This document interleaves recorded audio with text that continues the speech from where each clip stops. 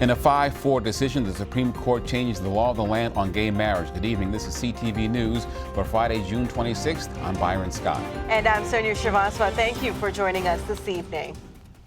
Well, they waved gay pride flags, hugged and cried in celebration of today's high court ruling. We're talking about the hundreds who gathered outside the court just after the justices approved same-sex marriage in every state and territory. Denise Douglas is in D.C. with more.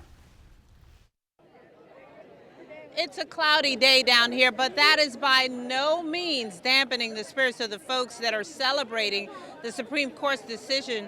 Reaction has been overwhelmingly positive. In a 5-4 ruling, justices decided states must allow same-sex marriage.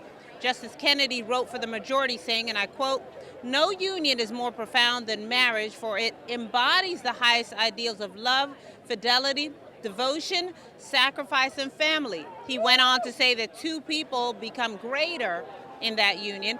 However, Justice Scalia called the court's decision a threat to American democracy. Folks down here say it's about justice and equality. It means freedom. It means being officially recognized as an equal citizen of the country, the same as everybody else. You know, I served in the military, and freedom's important to me. Justice was served today. All human rights should be represented in this country. Our civil rights are finally acknowledged. My partner and I were married legally in California, and coincidentally today we got a Facebook notice that it was our anniversary for that, and it coincided with the great news today at the Supreme Court. Are you surprised by this? Because, I mean, it was coming down, but nobody knew what direction.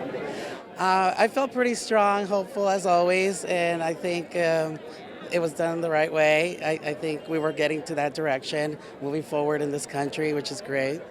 The U.S. is now the 21st country in the world to allow same-sex marriage in every jurisdiction. I'm Denise Douglas, CTV News.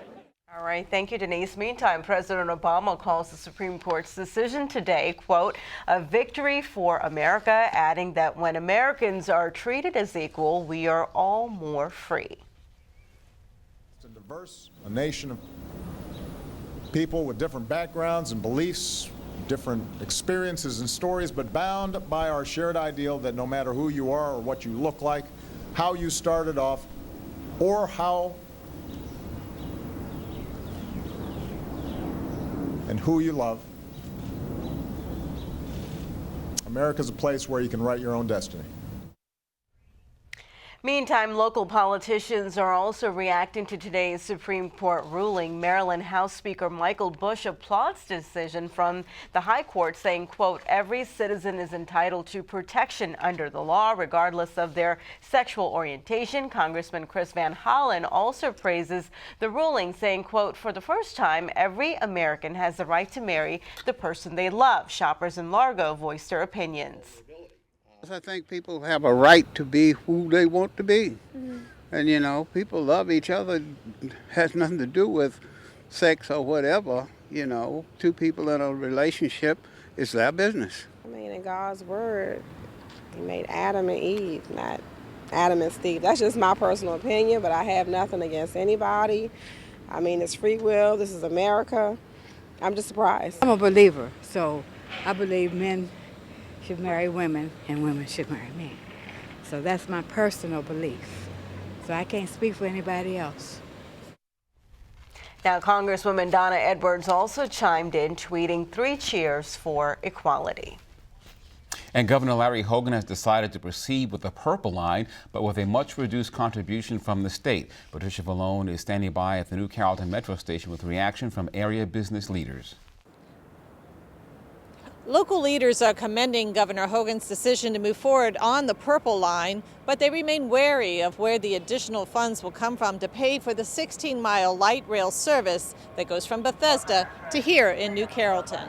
The Purple Line is going to yield tremendous jobs, tremendous business opportunities that the state nor both counties can afford to lose. And so it's really going to be about then sitting down with the governor, helping him to understand that, and then perhaps, you know, come up with a different kind of proposal that doesn't yield so much direct cash from both counties. The county has already making an extraordinary commitment in terms of $120 million. That's one of the largest commitments we've ever made on any one project. You know, the governor ran on a pro-business platform, and I think he took the time to study the project and to understand what the benefits were and to listen to the business community's arguments. And he understood that at the end of the day, it's an investment in Maryland's future, and we're very thankful that he made the decision that he did. The Purple Line is expected to transport 60,000 people daily and will connect with MARC, Amtrak, and local bus service. From New Carrollton, I'm Patricia Vallone for CTV News. And the governor cut the state's contribution on the project from $700 million to $168. And County Executive Sharon Baker is also weighing in on the Purple Line. He says he welcomes the governor's announcement in support of the Purple Line, but he says that more talks are needed. One of the things, and we said this to the governor when we met with him, that Prince George's County has put an unprecedented amount of money into that project already. That shows our commitment. This is a statewide project. It has benefits for all of us. So I think now it's a matter of us sitting down with the state, sitting down with the folks, and just going over the project once again. And Baker says they will also work with Montgomery County as they move forward in this process. And you are watching CTV News. I'm Byron Scott. And I'm Sonia Shrivastava.